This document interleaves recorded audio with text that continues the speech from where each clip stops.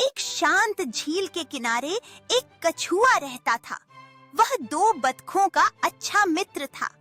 तीनों रोज बातें करते और समय बिताते। एक बार झील सूखने लगी। बतखों ने सोचा कि उन्हें किसी दूसरी झील की ओर उड़ जाना चाहिए। कछुआ चिंतित हो गया क्योंकि वह उड़ नहीं सकता था। तब बतखों ने एक उपाय निकाला। वे एक मजबूत लकड़ी का टुकड़ा लाए और बोले, कछुए भाई, तुम इस लकड़ी को अपने मुंह से कसकर पकड़ लो। हम दोनों इसे उड़ाकर ले चलेंगे। लेकिन ध्यान रखना, तुम बीच में कुछ भी मत बोलना, वरना गिर जाओगे। कछुए ने सहमति दी और लकड़ी को मुंह से पकड़ लिया। बतखें उड़ चलीं। रास्ते में लोग आकाश में उड़ते कछुए को देखकर हैरानी से चिल्लाने लगे, देखो, उड़ता हुआ कछुआ। कछुए से रहा नहीं गया। वह बोल पड़ा, मैं ही हूँ जो उड़ रहा हूँ।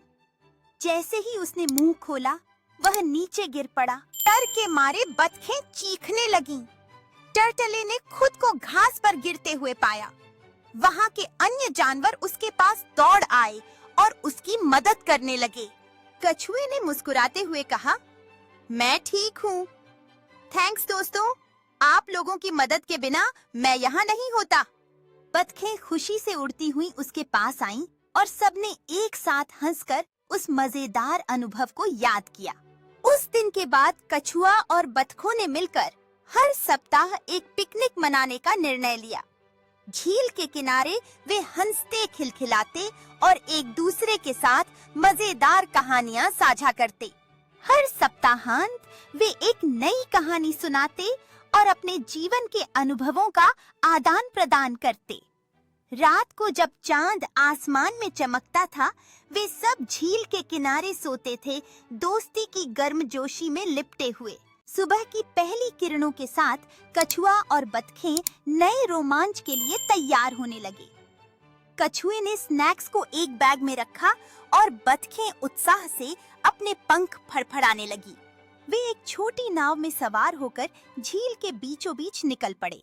कछुए ने नाव चलाते हुए कहा, आज हम कुछ नया देखने जा रहे हैं। बतखें खुशी खुशी चारों ओर झांकने लगी। नाव लहरों के साथ झूलने लगी और कछुआ चिल्लाया, ध्यान रखना, ये थोड़ी चुनौतीपूर्ण है। बतखें हंसने लगी और फिर वे एक अद्भुत छिपी हुई खाड़ी में पहुँचे जहाँ रंग बिरंगे फूल खिले थे।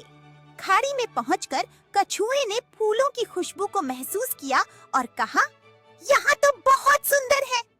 बतखें तितलियों के पीछे दौड़ने लगी और सभी ने एक दूसरे के साथ मिलकर यादगार पल बिताए। खुशियों के इस पल को सहेजने के लिए कछुए ने एक सेल्फी खींची। जब सूरज ढलने लगा तो वे नाव पर बैठकर आसमान के रंगों को देखते हुए दोस्ती के अनमोल बंधन का आनंद ले रहे थे।